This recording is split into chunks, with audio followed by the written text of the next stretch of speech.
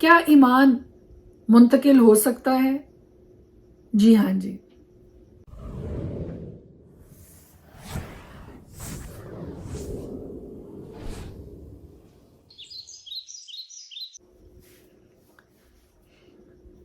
خدائے قدوس کے زندہ جلالی بابرکت پرفضل نام میں ایک بار پھر آپ کو سلام. میرا نام ایسٹر ہارون ہے اور ہر روز خدا کا زندہ پوتر جلالی بابرکت کلام لے کر آپ کے سامنے آتی ہوں اور ہم مل کر خدا کے پاک کلام کی تلاوت کرتے ہیں. اور جو لوگ میرے ساتھ اس ریڈنگ پلان میں شامل ہیں خداوند آپ سب کو برکت دے. خدا کے پاک کلام میں بڑی ہی خوبصورت آیت جو میں آپ کے سامنے دہرانے لگی ہوں کچھ اس طرح سے ہے: اور مجھے تیرا وہ بے ریا ایمان یاد دلایا گیا ہے جو پہلے تیری نانی لوئس اور تیری ماں یونکے رکھتی تھی، اور مجھے یقین ہے کہ تو بھی رکھتا ہے. جی ہاں جی، خدا کے پاک کلام میں پولس رسول یہ یاد دلاتا ہے تیموتھیوس کے خط میں ہمیں کہ مجھے تیرا وہ بے ریا ایمان یاد دلایا گیا ہے جو پہلے تیری نانی لوئس اور تیری ماں یونکے رکھتی تھی، اور مجھے یقین ہے کہ تو بھی رکھتا ہے. کس طرح سے؟ کیونکہ ایمان منتقل ہو سکتا ہے ایک زندگی سے دوسری زندگی. جس ماں کی زندگی میں خدا پر ایمان خوف جس کے اندر موجود ہوگا، یقیناً اس کی اولاد کے اندر بھی خدا کا خوف موجود ہوگا. اور میں یہاں پہ یہ ہرگز نہیں کہہ رہی ہوں کہ یہ خود بخود سے منتقل ہو جاتا ہے. جی نہیں، اس کے لیے آپ کو محنت کرنا پڑتی ہے. جیسے موسیٰ کی ماں نے محنت کی اور موسیٰ کو ایک خاص ٹائم پیریڈ کے لیے اس کے دودھ کے چھڑائے جانے تک اس کو اپنے پاس رکھا اور یہوہ خدا کی تعلیم اور اس کا ایمان اس کی زندگی میں منتقل کیا. اور اسی ایمان کی وجہ سے عبرانیوں کا خط ہمیں یہ بتاتا ہے کہ ایمان ہی کی بدولت موسیٰ نے فرعون کا محل اور فرعون کی دولت، فرعون کی بیٹی کا بیٹا ہونے سے انکار کر دیا. اور اگرچہ جانتا نہ تھا کہ میں کہاں جاتا ہوں تو بھی روانہ ہو گیا. خدا نے ابراہم کو اس کے خاندان میں سے، اس کے ملک میں سے، اس کے علاقے میں سے خدا نے چنا، اور ایمان ہی کے سبب سے. کس ایمان کی وجہ سے؟ وہ ایمان جو خدا نے اس کی زندگی میں ڈالا تھا، اس ایمان کی وجہ سے. خدا پر ایمان، خدا پر وشواس، خدا کا خوف. آپ کے گھر میں بڑوں کو دیکھتے ہوئے اگر آپ کا خدا پر وشواس ہوگا، اگر آپ خدا کا خوف اپنی زندگی میں رکھتے ہوں گے تو یقیناً آپ کی زندگی کو دیکھتے ہوئے بچوں کی زندگی میں بھی وہ ساری خصوصیات موجود ہوں گی. اور یہ ایمان پیدا کیسے ہوتا ہے؟ خدا کے پاک کلام میں صفائی کے ساتھ یہ بیان کیا گیا ہے کہ ایمان سننے سے پیدا ہوتا ہے، اور سننا مسیح کے کلام سے. جتنا زیادہ آپ خدا کے پاک کلام کو پڑھیں گے، سنیں گے، اتنا ہی زیادہ خدا کا ایمان، خدا پر ایمان آپ کی زندگی میں بڑھتا چلا جائے. اور ہر طرح کی مشکلات کے باوجود میں یہ کہوں گی کہ 2022 ہم سب کے لیے باعث برکت ہے، کیونکہ خدا نے اپنے مکاشفات کو، اپنے الہام کو، خدا کی باتوں کو، خدا کے حکموں کو ہماری زندگیوں پہ کھولا ہے. اس سے بڑھ کر اور کوئی بابرکت بات نہیں ہو سکتی ہے.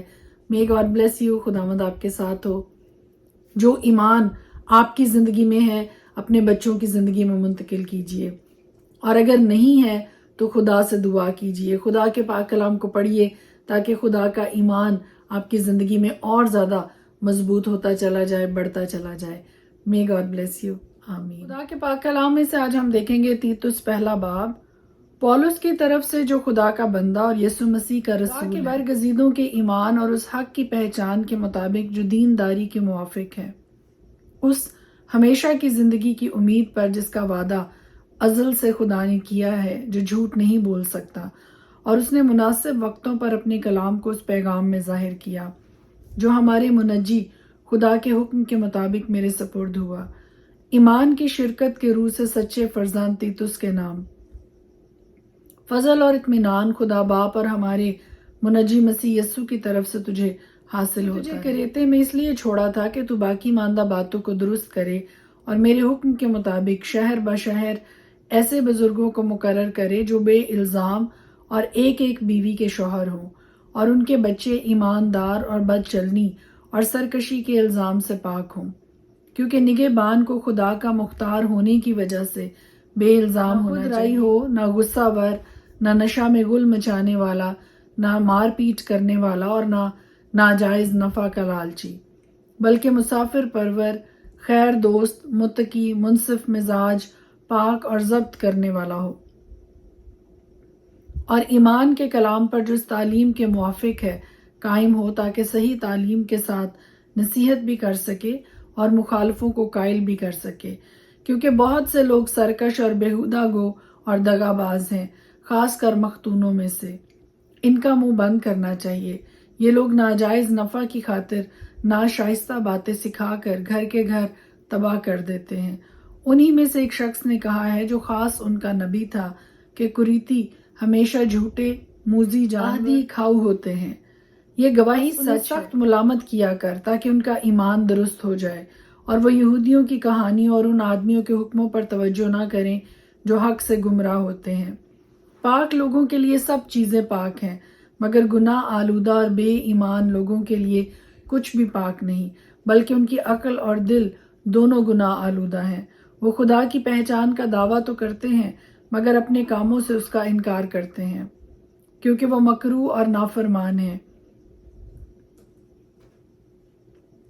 اور کسی نیک کام کے قابل نہیں۔ عہد نامہ میں سے دیکھیں گے 2 سموئیل 4 باب۔ جب ساؤل کے بیٹے اشبوست نے سنا کہ ابنیر حبرون میں مر گیا تو اس کے ہاتھ ڈھیلے پڑ گئے اور سب اسرائیلی گھبرا گئے، اور ساؤل کے بیٹے اشبوست کے 2 آدمی تھے جو فوجوں کے سردار تھے، ایک کا نام بانا اور دوسرے کا ریکاب تھا۔ یہ دونوں بنی بنیامین کی نسل کے بیروتی ریمون کے بیٹے تھے، کیونکہ بیروت بھی بنی بنیامین کا گنا جاتا ہے، اور بیروتی جتیم کو بھاگ گئے تھے، چنانچہ آج کے دن تک وہ وہیں رہتے ہیں۔ اور ساؤل کے بیٹے یونتن کا ایک لنگڑا بیٹا تھا۔ جب ساؤل اور یونتن کی خبر یزرییل سے پہنچی تو وہ 5 برس کا تھا، سو اس کی دائیا اس کو اٹھا کر بھاگی، اور اس نے جو بھاگنے میں جلدی کی تو ایسا ہوا کہ وہ گر پڑا اور لنگڑا ہو گیا۔ اس کا نام مفیبوست تھا۔ اور بیروتی رمون کے بیٹے ریکاب اور بانا چلے اور کڑی دھوپ کے وقت اشبوست کے گھر آئے جب وہ دوپہر کو آرام کر رہا تھا، سو وہ وہاں گھر کے اندر گیہوں لینے کے بہانے سے گھسے اور اس کے پیٹ میں مارا، اور ریکاب اور اس کا بھائی بانا بھاگ نکلے۔ جب وہ گھر میں گھسے تو وہ اپنی خوابگاہ میں اپنے بستر پر سوتا تھا، سو انہوں نے اسے مارا اور قتل کیا اور اس کا سر کاٹ دیا، اور اس کا سر لے کر تمام رات میدان کی راہ چلے، اور اشبوست کا سر حبرون میں داؤد کے پاس لے آئے، اور بادشاہ سے کہا، تیرا دشمن ساؤل جو تیری جان کا طالب تھا، یہ اس کے بیٹے اشبوست کا سر ہے۔ سو خداوند نے آج کے دن میرے مالک بادشاہ کا انتقام ساؤل اور اس کی نسل سے لیا۔ تب داؤد نے ریکاب اور اس کے بھائی بانا کو، جو بیروتی رمون کے بیٹے تھے، جواب دیا کہ خداوند کی حیات کی قسم جس نے میری جان کو ہر مصیبت سے رہائی دی ہے، جب ایک شخص نے مجھ سے کہا کہ دیکھ ساؤل مر گیا اور سمجھا کہ خوشخبری دیتا ہے، تو میں نے اسے پکڑا اور سکلاج میں اسے قتل کیا۔ یہی جزا میں نے اسے اس کی خبر کے بدلے دی۔ پس جب شریروں نے ایک راست کار انسان کو اسی کے گھر میں اس کے بستر پر قتل کیا ہے، تو کیا میں اب اس کے خون کا بدلہ تم سے ضرور ہی نہ لوں اور تم کو زمین پر سے نابود نہ کر ڈالوں؟ تب داؤد نے اپنے جوانوں کو حکم دیا اور انہوں نے ان کو قتل کیا اور ان کے ہاتھ اور پاؤں کاٹ ڈالے اور ان کو حبرون میں تالاب کے پاس ٹانگ دیا، اور اشبوست کے سر کو لے کر انہوں نے حبرون میں ابنیر کی قبر میں دفن کیا۔ 2 سموئیل اس کا 5 باب۔ تب اسرائیل کے سب قبیلے حبرون میں داؤد کے پاس آ کر کہنے لگے، دیکھ ہم تیری ہڈی اور تیرا گوشت ہیں، اور گزرے زمانہ میں جب ساؤل ہمارا بادشاہ تھا تو ہی اسرائیلیوں کو لے جایا اور لے آیا کرتا تھا، اور خداوند نے تجھ سے کہا کہ تو میرے اسرائیلی لوگوں کی گلہ بانی کرے گا اور تو اسرائیل کا سردار ہوگا۔ غرض اسرائیل کے سب بزرگ حبرون میں بادشاہ کے پاس آئے، اور داؤد بادشاہ نے حبرون میں ان کے ساتھ خداوند کے حضور عہد باندھا، اور انہوں نے داؤد کو مسح کر کے اسرائیل کا بادشاہ بنایا۔ اور داؤد جب سلطنت کرنے لگا تو 30 برس کا تھا، اور اس نے 40 برس سلطنت کی۔ اس نے حبرون میں 7 برس 6 مہینے یہودا پر سلطنت کی، اور یروشلم میں سب اسرائیل اور یہودا پر 33 برس سلطنت کی۔ پھر بادشاہ اور اس کے لوگ یروشلم کو یبوسیوں پر جو اس ملک کے باشندے تھے چڑھائی کرنے گئے۔ انہوں نے داؤد سے کہا، جب تک تو اندھوں اور لنگڑوں کو نہ لے جائے یہاں نہیں آنے پائے گا۔ وہ سمجھتے تھے کہ داؤد یہاں نہیں آ سکتا ہے، تو بھی داؤد نے سیون کا قلعہ لے لیا، وہی داؤد کا شہر ہے۔ اور داؤد نے اس دن کہا کہ جو کوئی یبوسیوں کو مارے وہ نالے کو جائے، اور ان لنگڑوں اور اندھوں کو مارے جن سے داؤد کے جی کو نفرت ہے۔ اسی لیے یہ کہاوت ہے کہ اندھے اور لنگڑے وہاں ہیں سو وہ گھر میں نہیں آ سکتا۔ اور داؤد اس قلعہ میں رہنے لگا اور اس نے اس کا نام داؤد کا شہر رکھا۔ اور داؤد نے گردا گرد ملوں سے لے کر اندر کے رخ تک بہت کچھ تعمیر کیا۔ اور داؤد بڑھتا ہی گیا کیونکہ خداوند لشکروں کا خدا اس کے ساتھ تھا۔ اور سور کے بادشاہ ہیرام نے ایلچیوں کو اور دیودار کی لکڑیوں اور بڑھائیوں اور معماروں کو داؤد کے پاس بھیجا، اور انہوں نے داؤد کے لیے ایک محل بنایا۔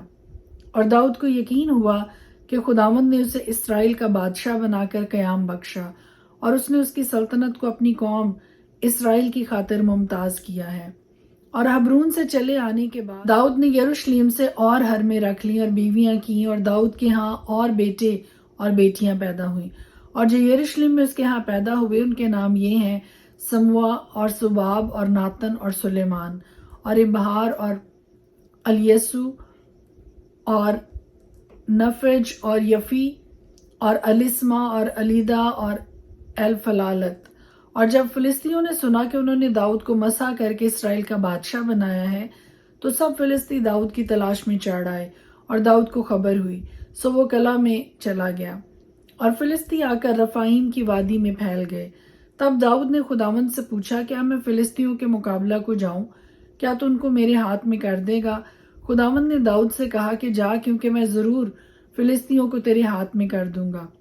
سو داؤد بال پرازیم میں آیا، اور وہاں داؤد نے ان کو مارا اور کہنے لگا کہ خداوند نے میرے دشمنوں کو میرے سامنے توڑ ڈالا جیسے پانی ٹوٹ کر بہہ نکلتا ہے۔